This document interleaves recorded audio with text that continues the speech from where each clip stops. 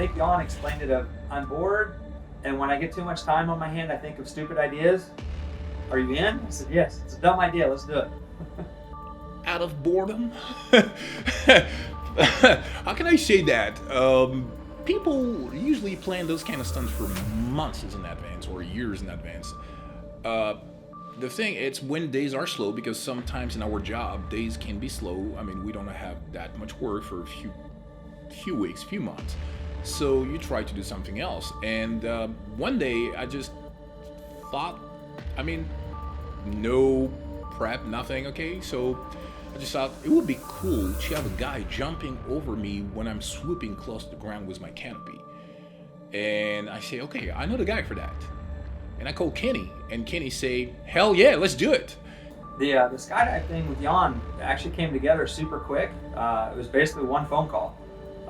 Jan called me one day and he's like, hey, have you ever seen a skydiver swoop the ground? I said, yeah, I've seen that happen before. He goes, do you think you could jump over me? I don't know. It depends how tall your parachute is, and how high are you above the ground, and how wide, and the dimensions of it. But physically, if it works, absolutely. Let's make it happen. Perfect. Let's do it. It was literally about that quick. I think it was probably a 30-second phone call that said, let's do it. Let's make it happen. And, then it was, nailing down the date, and actually had a ramp that was going to be close to the jump site anyway. A lot of times my ramps are out on the West Coast or center of the country, and I'm like, hey, the ramp's going to be close next week. I know it's last minute, but let's make it happen. So we did. So after Kenny, I called Bill Scott, that is the owner of Skydive Monroe, and asked him if we could do that. And he told me the same response. Hell yes. So we just went there and tried to establish the parameters of that stunt. And we assessed that it was possible. My canopy and I, top to bottom, were about 16 feet. Kenny can clear an easy 20 feet at the apex of his jump. So that was a go. And we settled a date for that, and everything came together pretty cool. I got a lot of good people that came on, and they helped with cameras, with logistic and everything, and it was great. Normally those kind of stunts take months to prep, and you call insurances, you call people, you call pilots, you call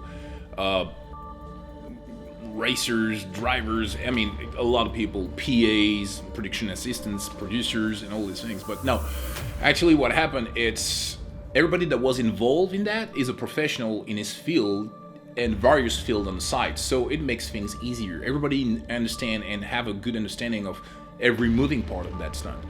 So Kenny is also a jumper. He's a skydiver, such as Tom, one of the guys that helped. He has an understanding of jumping. He has an understanding of motorcycles, like a lot of people. So the prep was pretty easy, actually, because everybody knew what to do and went with the flow.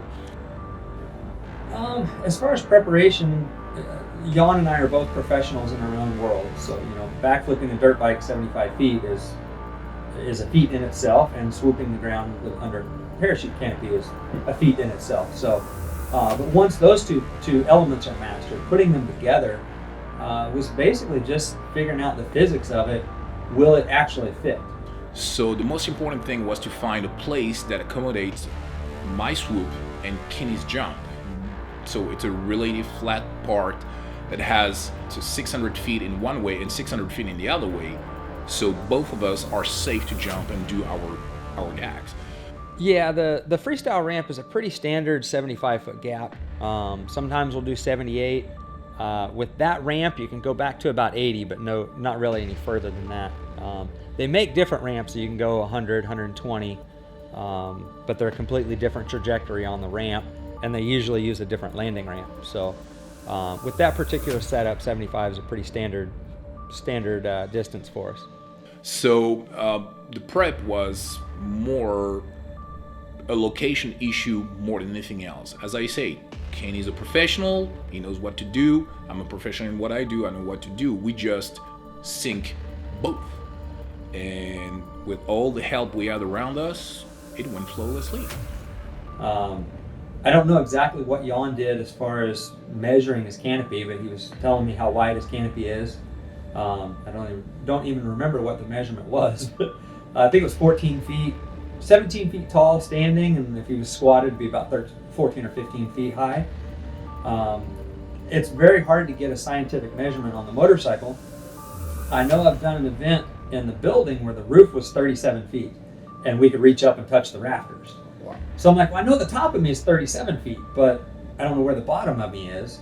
I'm guessing 25 feet, somewhere in there, but that's at the peak of the flight.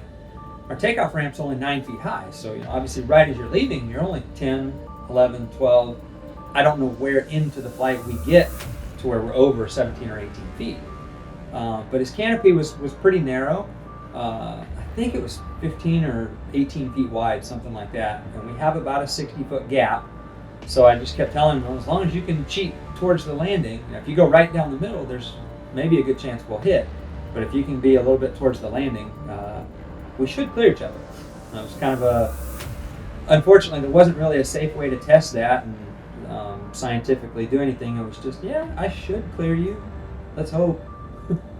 So that's how it came together. It's kind of it's a weird way, it's a weird process, but it actually worked pretty good.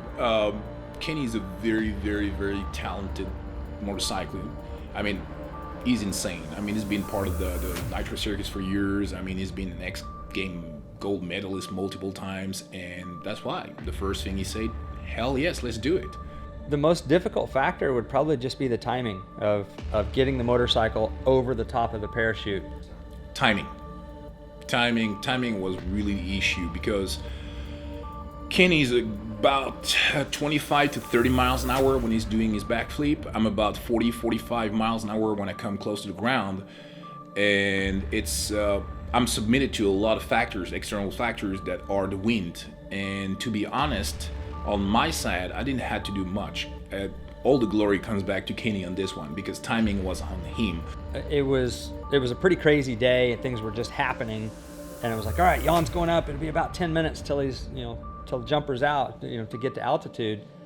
And it seemed like it was 2 minutes. I'm like, man, I barely even got my helmet on, and I'm already going to my start mark. And then it was pretty crazy how high he was when he would start his swoop. The sun was in the background, so I'm like holding my hand over, blocking the sun and watching him start his turn. And then it was, we had gone through a progression of timing, knowing from when he starts his turn to when he was crossing under the ramp. I did the jump without the Skydiver a few times and figured out from my start mark how long it was to get to the ramp. But on a motorcycle, I can vary that a little bit. I still have to be going a certain speed when I hit the ramp, but I can charge into the ramp hard and then back off and then go again, or can creep up to the ramp and then go. But watching him start his turn, I'm like, man, I'm going to be way early. And then as I'm going at the ramp, he's almost passing under. I'm like, oh, I'm late. And so I'm constantly, adjusting, and he can't really control the speed once he starts. So the timing was mostly on me. So I think that was the most difficult part for sure, was just getting the absolute, I want to be on top of the parachute, not a little bit off where it'll still give the image that we jumped over him, but I wanted to be directly over him. So that was tough. So the timing was the main issue, and all the people involved timed different jumps. We had some practice jumps. Kenny has practice jumps. I had practice jumps, and we tried to time them and marry them together and just synchronize everything, and it went pretty good actually. We did that. We pulled that off in 3 jumps.